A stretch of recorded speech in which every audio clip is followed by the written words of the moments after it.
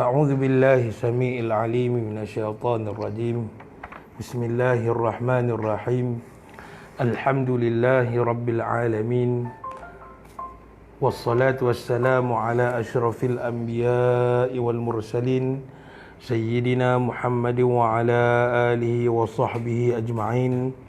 رب اشرح لنا صدورنا ويسر لنا أمورنا واحلل عقدة من لساننا يفقه قولنا. Rabbi yasir wa la tu'asir. Alhamdulillah, bersyukur kita kepada Allah Subhanahu wa taala dengan rahmat dan kasih sayang Allah Subhanahu wa taala. Setelah lama kita live, lepas tu terhenti lama, barulah hari ni kita kita dapat bersua muka, bertemu di dalam online ini. Kerana sebelum ni ada hal-hal penting yang perlu diuruskan. Jadi hari ini Allah beri peluang sebentar, tak lama, Allah beri peluang sebentar untuk kita penuhkan hari Jumaat yang penuh barakah ini. Hari Jumaat yang dipanggil sebagai Sayyidul Ayyam. Dan kita isikan masa waktu pagi ini dengan benda-benda yang bermanfaat. Kita nak kongsikan kepada tuan-tuan dan puan-puan, sahabat-sahabat sekalian dengan sedikit ilmu. Moga-moga Allah Subhanahu taala mengira amalan-amalan kita, kerana kita penuhkan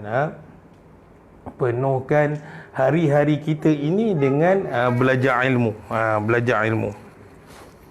Maka orang yang belajar ilmu ini, dia tidak pernah menjemu untuk belajar ilmu, maka Allah akan angkat darjatnya. Angkat darjatnya, kerana ilmu ini akan menjaga kita. Ilmu ini akan menjaga kita. Akan tetapi kalau kita ada harta banyak, tak ada ilmu, kita pula terpaksa untuk jaga harta. Kerana harta bukan boleh jaga kita, tapi ilmu dia akan jaga kita di dunia dan di akhirat. Selawat dan salam ke atas junjungan besar Nabi SAW, yang mana Nabi SAW ini adalah penghulu, sahibul jannah, penghulu bagi ahli-ahli syurga, yang mana Nabi tidak akan masuk ke dalamnya dahulu sehingga selesailah umat Nabi SAW dan manusia yang ditakdirkan oleh Allah Subhanahu wa taala untuk masuk ke dalam syurga, barulah Nabi masuk ke dalamnya. Kerana inilah prihatin baginda Nabi SAW, kasih sayang yang Nabi terapkan kepada umatnya, sehingga Nabi tidak akan masuk dahulu. Nabi boleh masuk kerana miftah ataupun kunci syurga itu terletak pada Nabi SAW dengan takdir Allah Subhanahu taala. Kerana dalam hadis Nabi SAW, Nabi menyebut bahawa malaikat Ridwan, penjaga syurga ini, tidak akan membuka pintu syurga kalau Nabi tak ketuk pintu tu. Maknanya sehinggalah Nabi ketuk pintu syurga, dan ditanya malaikat Ridwan itu kepada orang yang ketuk tu, man anta, siapa yang ketuk pintu ini? Maka Rasulullah menjawab, ana Rasulullah. Maka bersabdalah malaikat Ridwan, kata, aku tidak diizinkan oleh Allah Subhanahu wa taala untuk membuka pintu syurga ini, melainkan setelah diketuk, disapa oleh Rasulullah sallallahu alaihi wasallam. Maka ini Rasulullah sallallahu alaihi wasallam sahibul jannah, penghulu bagi ahli-ahli syurga. Maka di sini kita nak kongsikan kepada sahabat-sahabat sekalian bahawa setiap hari Jumaat, amalan para ulama, mereka akan memperbanyakkan salawat kepada Nabi SAW. Bahkan bukan tiba pada hari Jumaat, malam Jumaat mereka telah start memperbanyakkan, telah mulakan untuk memperbanyakkan selawat kepada Nabi SAW. Kita ni banyak dosa. Kita mengharapkan redha dan rahmat Allah Subhanahu taala untuk Allah letakkan kita dalam syurga. Kita ni banyak dosa. Kita mengharapkan syafaat uzma daripada Rasulullah sallallahu alaihi wasallam. Inilah salah satu cara yang kita dapat buat, dapat lakukan, menghitung keadaan kita ini sangat dhaif dari segi pahala. Jadi kita boleh lakukan amalan sekecil-kecil amalan ini dengan memperbanyakkan berselawat kepada Nabi sallallahu alaihi wasallam. Alhamdulillah, hari ini kita nak berkongsi kepada tuan-tuan dan puan-puan berkenaan dengan selawat nariyah. Kita nak sambung pada sesi yang lepas, yang telah lama kita berhenti ni. Maka kita nak sambung semula berkenaan dengan selawat nariyah. Perlu saya nyatakan kepada tuan-tuan dan puan-puan, amalan selawat nariyah ini telah dilakukan oleh para ulama, daripada ulama salafus salih dengan sehinggalah ulama yang terkemudian ini. Maka hari ini kita tengok penggerak-penggerak selawat kepada Nabi SAW, terutamanya penggerak selawat nariyah ini telah meningkat, telah ramai yang menyokong untuk melakukan selawat nariyah. Ini membuktikan bahawa berselawat kepada Rasulullah SAW ini bukan satu perkara yang bid'ah, bahkan dianjurkan oleh Allah Subhanahu Wa Taala di dalam Al-Quran. Maka kita, pengalaman saya duduk di Johor, ya Allah memang nikmat kita duduk bersama dengan orang-orang yang Allah angkat darjat mereka ini, yang menghidupkan selawat kepada Nabi SAW. Antara penggerak selawat nariyah ini adalah guru saya, Syekh Muhammad Azman bin Muhsin Al-Muari. Beliau telah menggerakkan, boleh kata sekitar Johor, beliau, guru saya ini telah menggerakkan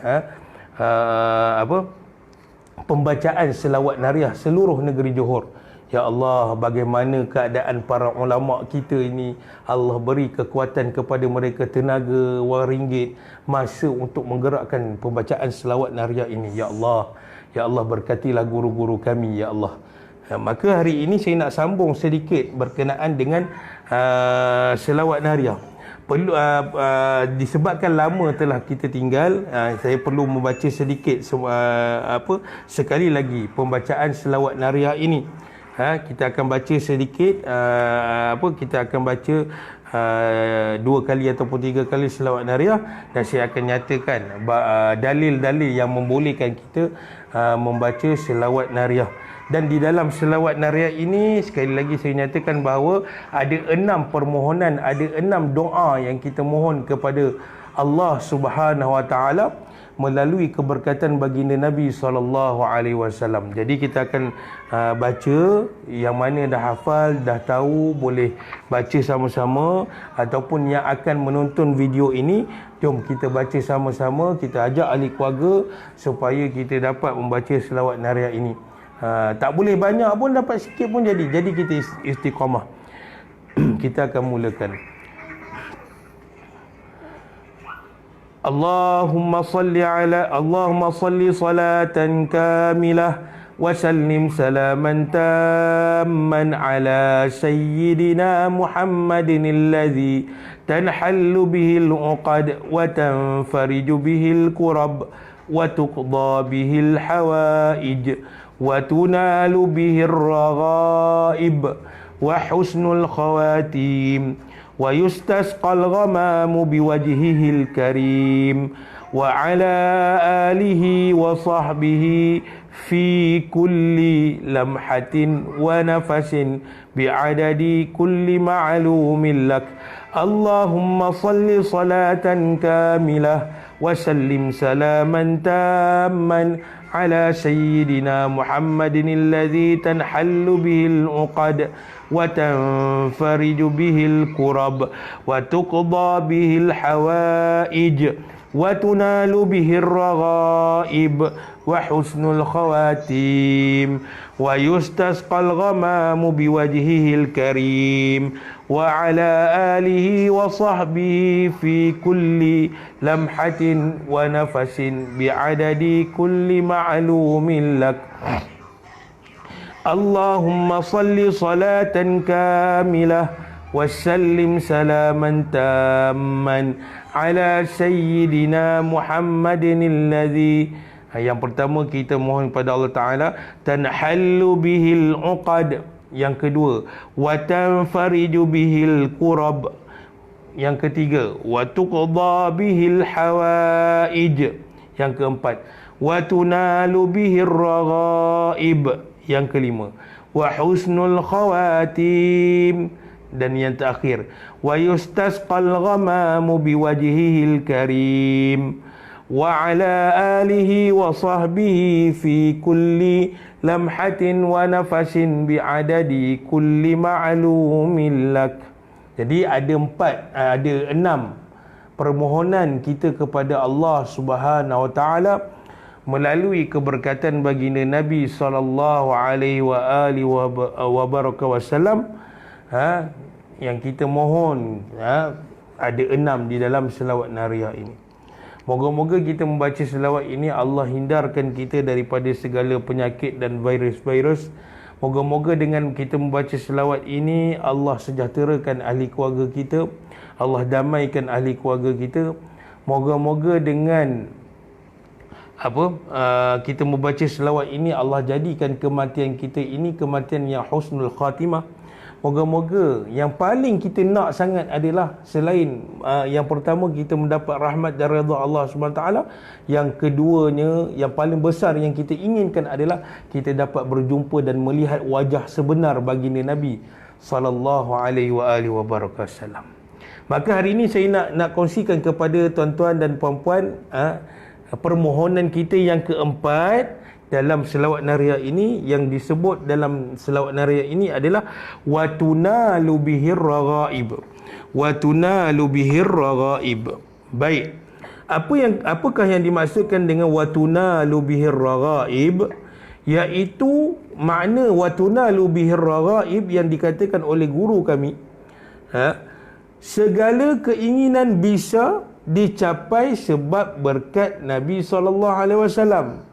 Segala keinginan kita, segala yang kita nak, segala yang kita mahu akan tercapai disebabkan keberkatan Nabi SAW.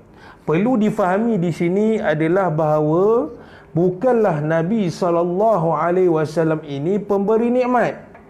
Bahkan yang memberi nikmat itu adalah Allah Subhanahu wa taala.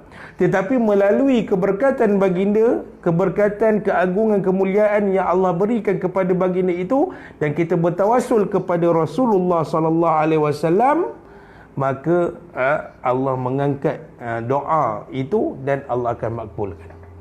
Bukan kita minta kepada Nabi, bukan ya Rasulullah, tolong ubati kami. Memang kita sebut, tetapi kesembuhan itu bukan Rasulullah yang beri. Tetapi kita berdoa di atas nama Rasulullah dan kita berdoa kepada Allah kerana kita yakin bahawa lapar Allah yang cipta, kenyang Allah yang cipta, sakit Allah yang cipta, kesembuhan daripada penyakit Allah yang cipta, tidur dengan nyenyak Allah yang cipta. Maka kita yakin di situ bahawa semua perkara yang berlaku ini adalah datang daripada Allah Subhanahu wa taala. Rasulullah menjadi penyebab doa kita dimakbulkan kerana kita yakin bahawa Rasulullah ini pembawa rahmat. Wa ma arsalnaka illa rahmatan lil alamin. Bukan kepada manusia saja, bahkan binatang dan tumbuhan menumpang kasih yang ada pada baginda Nabi SAW. Semua teringin duduk dengan Nabi SAW di dalam syurga. Okey. Baik, kita baca sikit. Setiap orang pasti memiliki banyak keinginan dan impian yang ingin dicapai dengan mudah. Subhanallah. Setiap orang kita tanya, okey, selalu kita tanya kalau kita di sekolah, kita tanya anak-anak kita yang kecil, kamu dah besar nanti nak jadi apa? Kamu nak kaya ke tak? Kamu nanti nak jadi bos ke ataupun nak jadi kuli je? Setiap orang dia ada keinginan. Jadi untuk zaman sekarang kalau kita tanya bab macam tu, murid-murid kita tak nak jawab, tapi kan cuba kita tanya, kamu nanti nak beli handset apa? Dia mesti jalan laju. Dia mesti laju. Dia akan cakap, Ustaz, saya nak beli handset iPhone. Keinginan. Keinginan itu keinginan dunia lah kan. Kita nak bagi orang faham. Baik hal itu berkaitan dengan urusan duniawi mahupun berkaitan dengan urusan ukhrawi. Subhanallah, subhanallahil azim. Ini membuktikan bahawa betul-betul Rasulullah ini janji Allah di dalam Al-Quran ini, wa ma arsalnaka illa rahmatan lil alamin. Hai Rasulullah, pembawa rahmat baik di dunia dan di akhirat. Kesemua itu adalah ciptaan daripada Allah Subhanahu taala. Banyak cara yang dapat dilakukan untuk memudahkan tercapainya keinginan dan impian seorang. Banyak cara. Bagi orang yang tidak mengikuti syariat Allah, dia nak dapat kaya, dia pergi main judi. Banyak cara.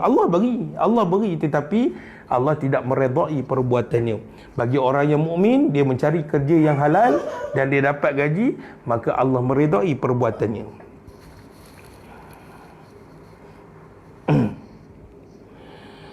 Di antara cara yang dilakukan oleh orang-orang soleh, ni orang-orang soleh, agar impian dan keinginan mereka tercapai adalah menjadikan Rasulullah sebagai wasilah. Mereka bertawasul kepada Rasulullah. Bertawasul ni makna apa? Kita meminta kepada Allah, memohon kepada Allah Ta'ala satu permohonan yang baik kepada Allah Ta'ala melalui keberkatan dan wasilah Nabi SAW, melalui keberkatan yang ada pada baginda Nabi SAW. Sebab dan musabab dan perantaraan kepada Allah. Hadis-hadis sahih yang menjadi dasar hal ini banyak sekali yang menceritakan bahawa kita ini boleh bertawasul kepada Rasulullah SAW. Kita tengok hadis yang pertama yang membolehkan kita membaca wa tunalu bihir raghaib. Dalil yang pertama, setiap wanita pasti menginginkan wajah yang tetap cantik, selalu awet muda. Ni perempuan. Sebab itu sekarang ni ramai yang buat tutorial live Facebook, Instagram, make up.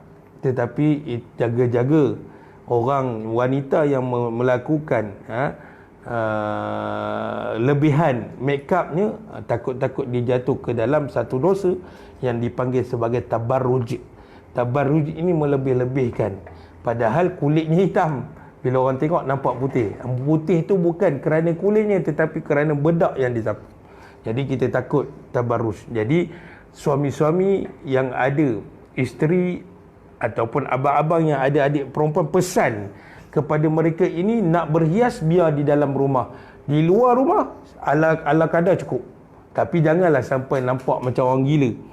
Jadi kita katakan sini jangan lebih-lebihkan, sehingga jangan lebih-lebihkan make up ataupun perhiasan bagi kaum perempuan, sehingga orang lain melihat isteri kita, sehingga orang lain melihat adik perempuan kita ini, mereka terpergun dan menaikkan nafsu mereka. Jadi tabarruj. Rasulullah SAW menjadi sebab seorang wanita tetap awet muda dan cantik. Dengar kisah ini. An Zainab binti Abi Salamah radhiyallahu anha qalat kanat ummi idza dakhala Rasulullah sallallahu alaihi wasallam yaghtasilu taqul udkhuli alaihi fa idza dakhaltu alaihi nadaha fi wajhi minal ma'i wa yaqulu irji'i. Qalat ummu Ataf wa ra'aitu Zainaba wa hiya ajuzun kabiratun ma naqasa min wajhihi syai'un. Apa kata Nabi SAW dalam hadis ini? Daripada Zainab binti Abi Salamah, yang mana ibuku Ummul Mukminin Ummu Salamah. Nabi ni dia kebanyakan isteri Nabi adalah janda. Sayyidatina Khadijah Al-Kubra ada anak, sebelum berkahwin dengan Rasulullah ada anak. Ummu Salamah juga ada anak sebelum kahwin dengan Rasulullah. Jadi Rasulullah tak pernah mendengki anak tiri Rasulullah sallallahu alaihi wasallam. Malah Rasulullah sangat gembira, dan anak itu pun sangat gembira duduk dengan Rasulullah sallallahu alaihi wasallam. Hari ini bila ada yang berkahwin duda dengan janda, kebetulan pula janda tu ada anak, kadang-kadang si suami ni dia tak terima anak isteri dia yang baru. Jadi di situ tidak ada toleransi di dalam sistem kekeluargaan, menyebabkan akan bergaduh. Itu anak kau, ni anak aku, masing-masing buat. Itu tak boleh. Maka ini tidak dianjurkan oleh Rasulullah SAW. Bahkan bila sahabat tanya kepada Rasulullah, kepada isteri Rasulullah SAW, semua isteri Rasulullah SAW akan memberi jawapan yang sama. Setiap rumah sahabat pergi tanya kepada isteri-isteri Rasulullah, mereka akan, kalaulah Siti Khadijah kata Rasulullah ini adalah seorang yang sangat baik, daripada Siti Khadijah sampailah isteri Nabi yang terakhir akan cakap seperti mana Sayyidatina Khadijah beritahu Rasulullah ini sangat baik, tidak pernah bercanggah, tak pernah pun isteri Rasulullah kata Sayyidatina Khadijah kata Rasulullah ni baik kat dalam rumah je, pergi ke rumah isteri nombor 2 Rasulullah ni macam ni, tak pernah. Semua akan puji Rasulullah SAW, dan ini kebenaran yang ada pada Rasulullah SAW.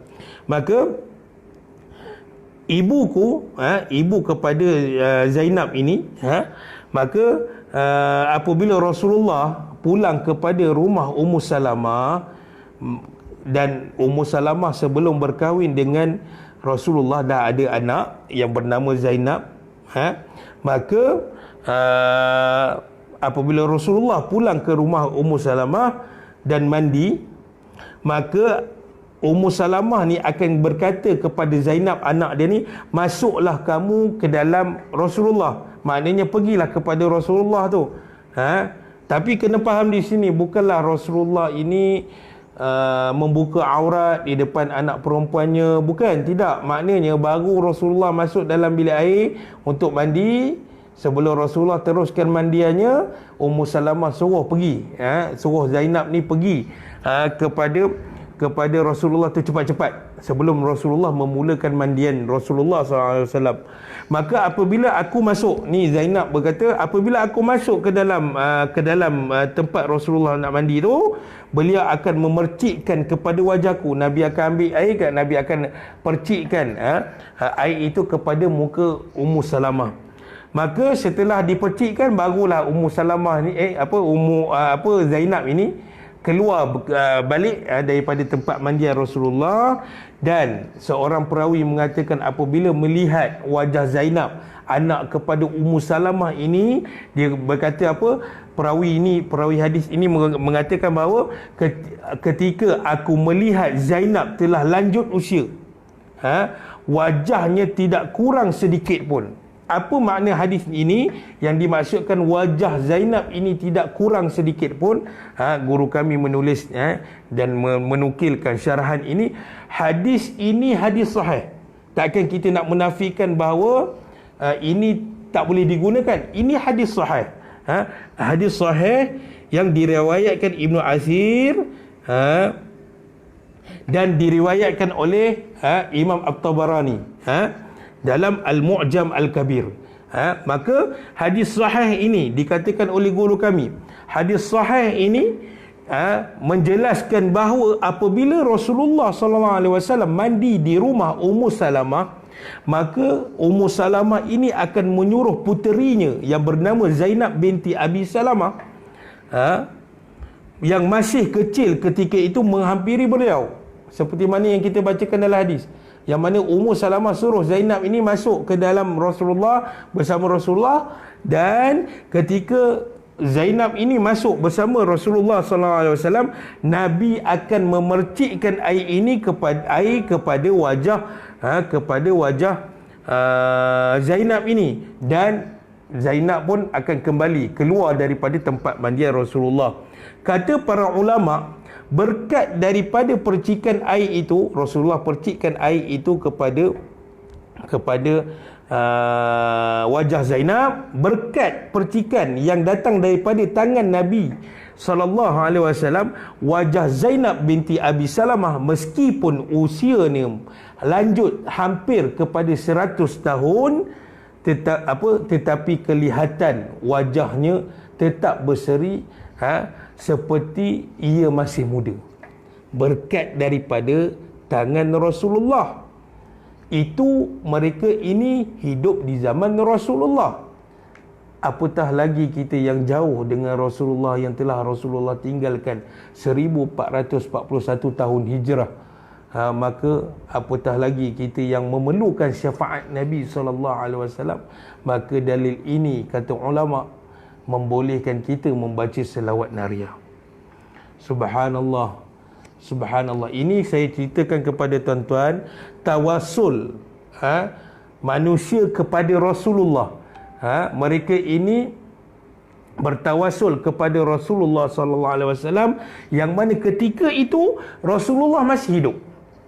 Kita sekarang bagaimana nak buat? Kita banyakkan selawat kerana Rasulullah telah tiada, telah tinggalkan kita. Maka kalaulah kita fikir secara logik akal, kalaulah pada ketika itu Rasulullah masih ada, para sahabat, ahli keluarga baginda, ahlul bait baginda,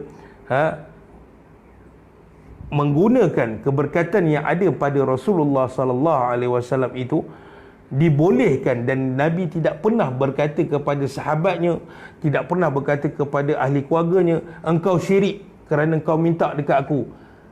Bermakna ini menunjukkan dibolehkan kita untuk bertawasul kepada Rasulullah sallallahu alaihi wasallam. Itu cerita kita bertawasul kepada Rasulullah sallallahu alaihi wasallam. Dan kita dah baca satu hadis yang mana Nabi ajar kepada salah seorang sahabat doa tawasul, yang di dalam doa itu ada disebut nama baginda Nabi sallallahu alaihi wasallam. Sekarang saya nak sebut satu hadis Nabi sallallahu alaihi wasallam yang mana Nabi khabarkan dalam hadis ini bahawa 3 orang pemuda ini yang soleh, yang bertakwa kepada Allah Taala dari umat terdahulu. Mereka ini berjalan dan mereka ini masuk dalam satu gua. Ini yang dikhabarkan oleh Rasulullah SAW, dan hadis ini dikatakan oleh guru kami hadis yang sahih. Yang mana satu ketika 3 orang pemuda ini dia masuk ke dalam gua, lalu hujan lebat turun sehingga bongkah kayu yang paling bongkah batu yang paling besar yang ketika itu berada di atas pintu gua itu jatuh dan menutupi pintu gua tersebut. Maka mereka ini tidak boleh keluar kerana disekat oleh bongkah batu yang besar itu. Maka salah seorang daripada mereka ini berkata, kamu tak akan keluar dari gua ini melainkan dengan izin Allah. Dan hendaklah kamu bertawasul dengan amalan soleh yang telah kamu lakukan. Salah seorang daripada pemuda yang tersekat di dalam gua ini berkata, kita ni tak akan keluar daripada gua ni melainkan dengan izin Allah. Dan hendaklah kamu semua bertawasul dengan amalan kamu sendiri, amalan kebaikan yang pernah kamu buat sendiri. Tengok, tadi saya ceritakan bahawa kita boleh bertawasul dengan banyakkan selawat kepada Rasulullah sallallahu alaihi wasallam. Kita bertawasul kepada Rasulullah. Maka dalam Islam juga diajarkan supaya kita boleh bertawasul dengan perbuatan baik yang pernah kita lakukan sepanjang seumur hidup kita. Kita tengok apakah yang dilakukan oleh salah seorang pemuda daripada 3 pemuda ni. Pemuda pertama ni dia buat apa? Dia kata, maka salah seorang daripada 3 pemuda ini dia lakukan doa kepada Allah Subhanahu taala, dan dia bertawasul dengan amalan kebaikan yang pernah dia lakukan di dalam hidupnya, dan dia berdoa kepada Allah Subhanahu taala supaya Allah tolong mereka ini dapat keluar daripada gua. Apakah doa yang dibaca oleh pemuda yang pertama ini, dan dia bertawasul dengan amalan kebaikannya? Apakah amalan kebaikan yang dia pernah buat? Suatu ketika amalan kebaikan yang pernah dilakukan salah seorang daripada pemuda yang tersekat di dalam gua ini, dia pernah buat satu kebaikan. Kebaikan itu apa dia? Satu hari dia menghidangkan pada ibu dan ayahnya air. Ketika itu ibu dan ayahnya tidur. maka dia tunggu sehingga ibu dan ayahnya jaga dari tidur, dan dia mulakan doa. Kebaikan kebaikan pemuda ini adalah dia tidak akan berganjak daripada tempat tidur ibu dan ayahnya, kerana tiap-tiap pagi dia akan memberi ibu dan ayahnya minum, sehinggalah ayah dan ibunya jaga daripada tidur dan dia akan hidangkan kepada ibu dan ayahnya. Dia tak tinggalkan perbuatan amalan solehnya tu. Dia tak tinggalkan, dia tak buat macam ni. Dia tengok ibu dan ayahnya tidur, lalu dia hidangkan air itu dan tinggalkan ibu dan ayahnya yang sedang tidur. Tidak. Bahkan dia tolong hantar dan tolong beri, tolong hidangkan kepada ibu dan ayahnya setelah tidur, setelah bangun daripada tidur. Maka apa doa dia buat? Ya Allah, aku telah buat perkara ini kerana-Mu ya Allah. Yakni dia ikhlas. Dia beri makan minum kepada ibu dan ayahnya. Dia kata, ya Allah, aku beri makan minum kepada ibu dan ayahku kerana-Mu ya Allah. Ikhlas kepada-Mu ya Allah. Jadikan kami boleh keluar daripada gua ini. Tengok, dia bertawasul dengan perbuatan kebaikannya sendiri. Maka dengan takdir Allah Ta'ala, maka Allah gerakkan batu yang menutupi gua itu sedikit. Tetapi masih tidak boleh mereka ini keluar daripada gua tersebut. Maka datanglah pemuda yang kedua daripada 3 orang ini, juga membuat doa kepada Allah Ta'ala dengan tawasul, dengan dia bertawasul kepada kebaikan yang telah dia lakukan.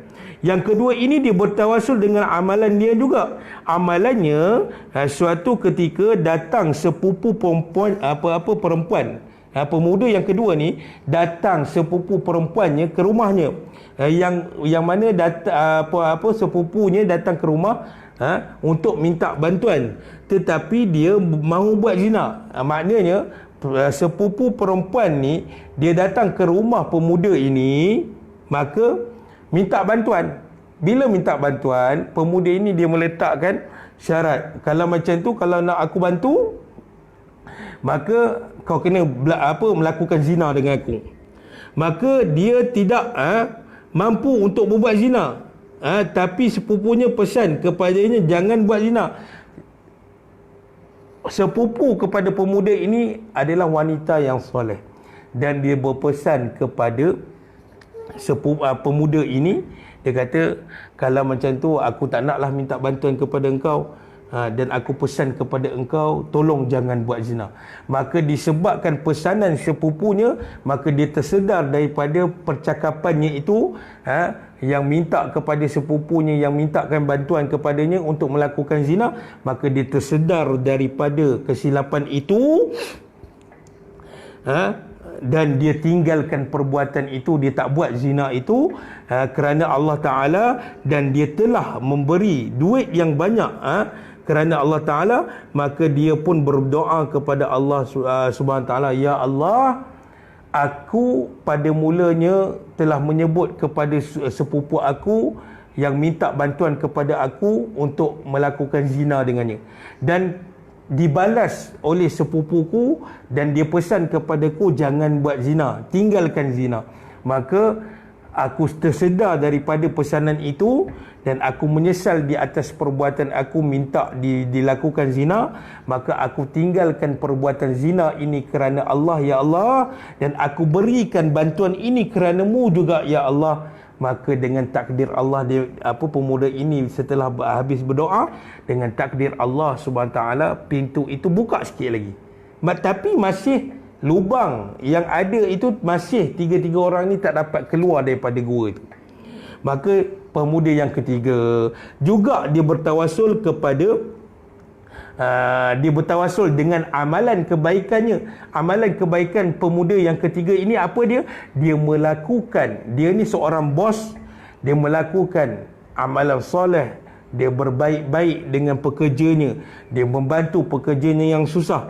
Maka dia bertawasul, dia berdoa kepada Allah SWT, ya Allah, aku ini seorang bos, aku ini seorang pedagang, aku ini seorang peniaga, aku telah melakukan sekian-sekian kebaikan kepada pekerja-pekerja aku, maka kau kirakanlah amalan kebaikan yang aku buat baik kepada pekerja-pekerja aku ini, dan tolonglah kami buka pintu gua ini supaya kami 3 orang dapat keluar daripada gua yang gelap ini.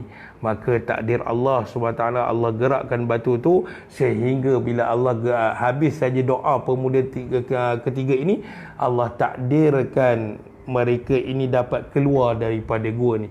Ini bermakna kita boleh bertawassul juga dengan perbuatan kebaikan yang telah kita lakukan. Jadi setiap amalan kebaikan yang kita lakukan, perlulah kita memasang niat kerana Allah Subhanahu Taala, bukan kerana menunjuk-nunjuk. Kerana orang yang menunjuk-nunjuk ini, dia akan jatuh ke dalam salah satu daripada dosa besar, iaitu ar-riya. Dia akan jatuh ke dalam dosa riya. Maka dengan amalan berselawat kepada Nabi SAW, kita mohon kepada Allah Subhanahu Wa Taala supaya Allah kurniakan kita untuk duduk bersama Nabi di dalam syurga Allah yang kekal abadi. Dan saya nak kongsikan kepada tuan-tuan satu sirah, satu selawat yang lain yang boleh kita gunakan sebagai hasrat kita untuk berjumpa dengan Nabi sallallahu alaihi wasallam di dalam mimpi. Selawat ni banyak, banyak dia punya cara bacanya, banyak lafaz-lafaz dia. Yang paling pendek, Allahumma salli ala Muhammad. Boleh kita baca Allahumma salli ala Sayyidina Muhammad. Boleh kita baca panjang sikit, Allahumma salli ala Sayyidina wa Habibina wa Syafi'ina wa Zukhrina anta maulana Muhammad. Boleh kita baca. Tetapi ini satu sirah yang lain yang diberikan, yang dikongsikan oleh guru kami, yang mana selawat ini telah dicuba oleh ramai para ulama, dan mereka ditakdirkan oleh Allah Subhanahu Taala dapat berjumpa dengan Nabi sallallahu alaihi wasallam. Jadi dengan keberkatan ini, saya ajak diri saya yang fakir ini dan tuan-tuan, puan-puan, sahabat-sahabat sekalian, untuk kita amalkan selawat ini. Apa-apa saja selawat, tambah lagi di hari Jumaat dan dalam bulan yang penuh barakah ini. Dan saya akan sebutkan kepada tuan-tuan sirah dia. Kalau ada yang dah hafal, yang saya tersalah sebut, boleh perbetulkan. Maka apa sirah dia ataupun apa lafaz dia? Allahumma salli ala badrit tamam wa misbahiz zalam wa miftahi daris salam wa syamsi dinil Islam Muhammad alaihi salatu wassalam. Sekali lagi saya baca. Allahumma salli ala badrit tamam wa misbahiz zalam wa miftahi daris salam wa syamsi dinil Islam Muhammad alaihi salatu wassalam. Lagi sekali saya ulang. Allahumma salli ala badrit tamam wa misbahiz zalam wa miftahi daris salam wa syamsi dinil Islam Muhammad alaihi salatu wassalam. Last tadi tersangkut sikit. Last kita baca Allahumma salli ala badrit tamam wa misbahiz zalam wa miftahi daris salam wa syamsi dinil Islam Muhammad alaihi salatu wassalam. Moga-moga kita mendapat keberkatan daripada Allah Subhanahu Wa Taala. Selawat ini para ulama membacanya pada malam Jumaat, maknanya hari Khamis malam tu baca 100 kali, ataupun boleh baca di pagi hari Jumaat macam sekarang. Hari Jumaat 100 kali. Insya-Allah dengan keberkatan kita yakin dengan takdir Allah Subhanahu Wa Taala, kita yakin dengan kekuasaan Allah Taala. Ramai para ulama telah mencuba selawat ini dan Allah mentakdirkan mereka ini dapat berjumpa dengan baginda Nabi sallallahu alaihi wasallam.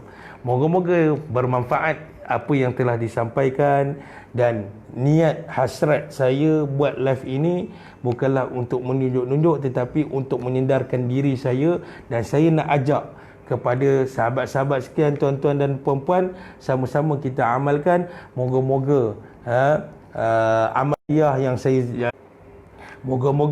jariah yang saya sampaikan ini berpanjangan, dan saya minta kepada tuan-tuan dan puan-puan doakan saya yang fakir ini. Moga-moga kita sama-sama dapat rahmat dan keredaan Allah Subhanahu Wa Taala, dan kita sama-sama dapat duduk bersama Nabi, minum bersama Nabi dari telaga Nabi, dan duduk bersama Nabi di dalam syurga Allah yang kekal abadi.